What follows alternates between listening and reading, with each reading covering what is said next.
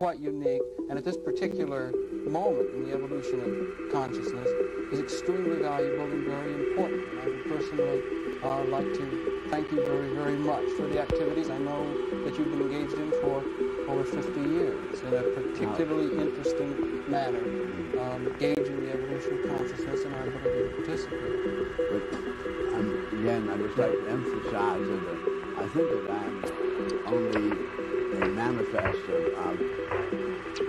what evolution is up to. There has to be an X and there has to be a Y character that does such and such, and that I, by good fortune, happen to be in the sort of the frontier position. Really in the frontier position that I essentially almost had been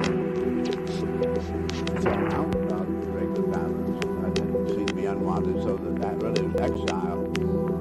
And simply with the enormous perspective that an exile has of looking things over as a whole, I was able to realize that humanity had arrived at some point of transformation and great special resources. That is, in view of the fact that all humans were born naked, absolutely helpless, ignorant, we obviously had to find our way, had to find our right to find gradually discover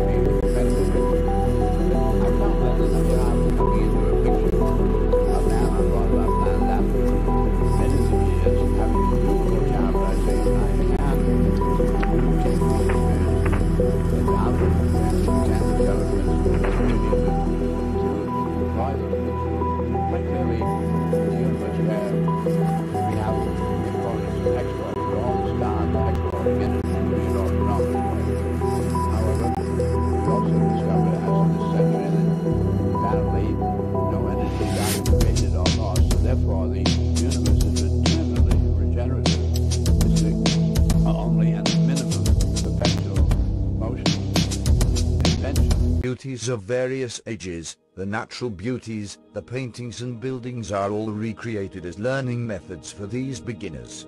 One of their main preoccupations is to create beauty that impinges itself in as many various dimensions of reality as possible. Such a work would be perceived in your system as one thing, for example, but would also be perceived in probable realities, though perhaps in an entirely different way, a multidimensional art, you see, so free and elemental that it would appear simultaneously in many realities. Such an art is impossible to describe in words. The concept has no verbal equivalent. These creators, however, are also involved in inspiring those in all levels of reality available to them. For example, inspiration in your system is often the work of such creators. These art forms are often symbolic representations of the nature of reality. They will be interpreted in various ways, according to the abilities of those who perceive. In your terms, they may be living dramas. They will always be psychic structures, however, existing apart from any given system of reality, but at least partially perceived by many. Some exist in what you might term the astral plane, and you perceive them in visits during the sleep state. Others are perceived in glimpses or bits and pieces by your temporal mind while you are half sleeping and half waking, or in other periods of dissociation. There are various kinds of multidimensional art, and therefore many levels in which the creators work. The whole Christ story was such a creation. They are also those who choose to be healers, and of course this involves far more than healing as you are familiar with it.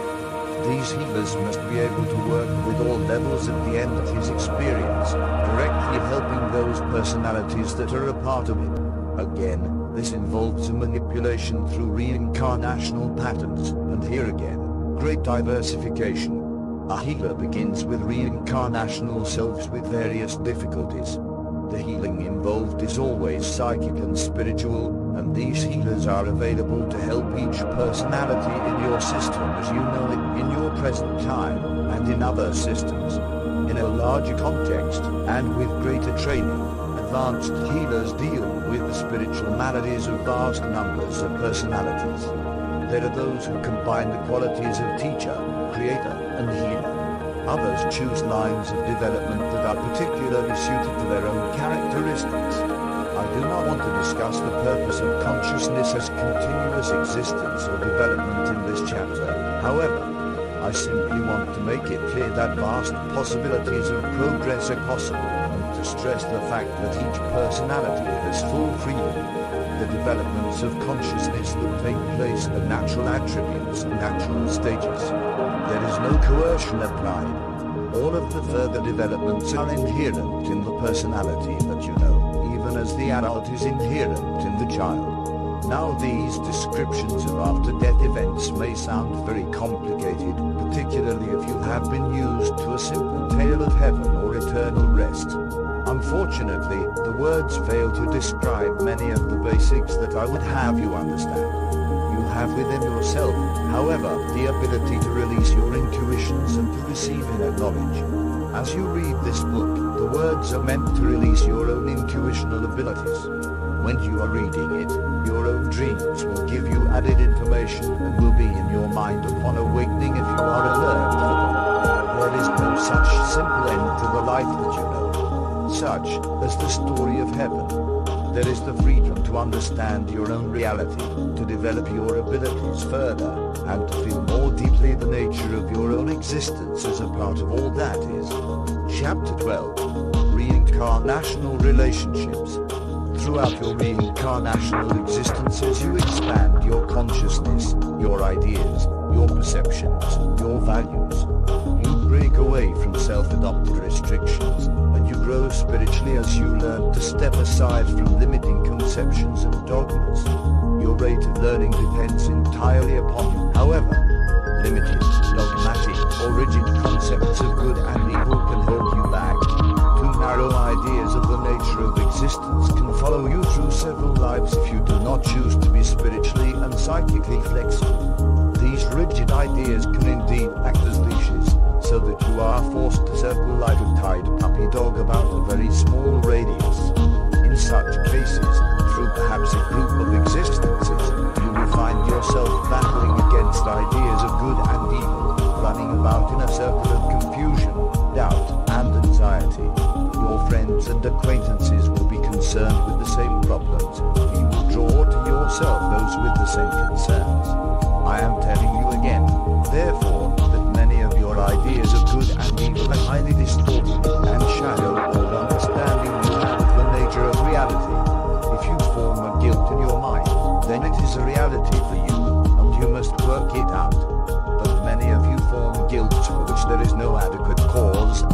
saddle yourself with these guilts without reason. In your dimension of activity there appear to be a wild assortment of evils. Let me tell you that he who hates an evil merely creates another one.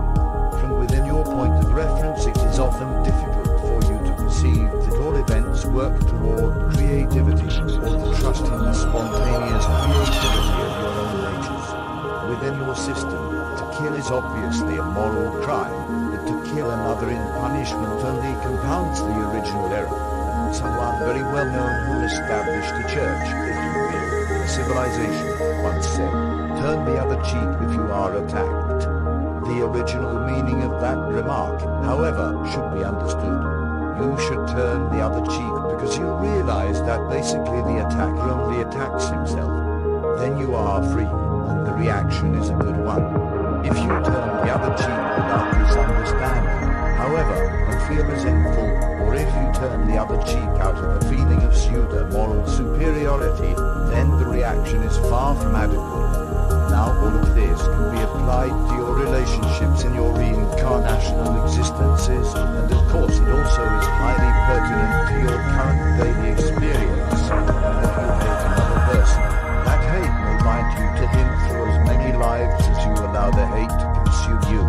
You draw to yourself in this existence and in all others those qualities upon which you concentrate your attention.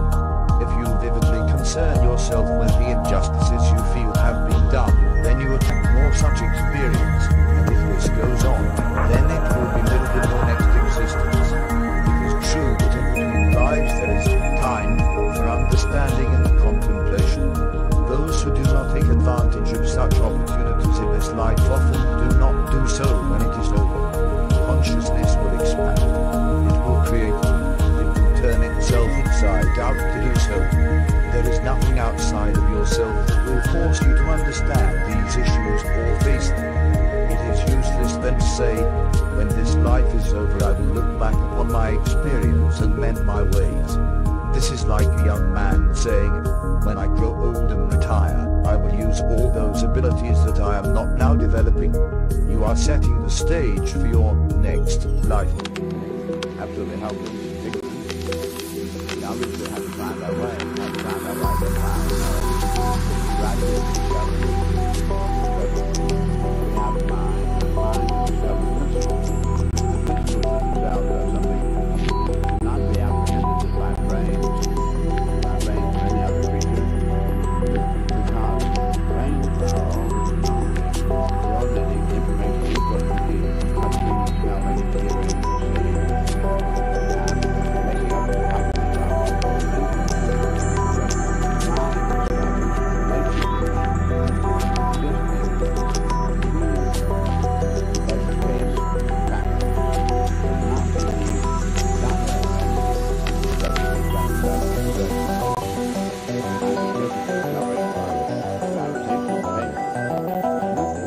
interval may triumph, and there may be no event.